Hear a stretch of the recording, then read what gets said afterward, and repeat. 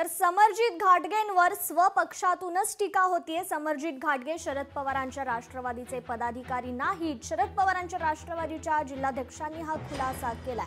तर निवडणुकीनंतर समरजित घाटगेंनी पक्षाशी संबंध ठेवला नाही अशी जहरी टीका व्ही पाटील यांनी केली आहे।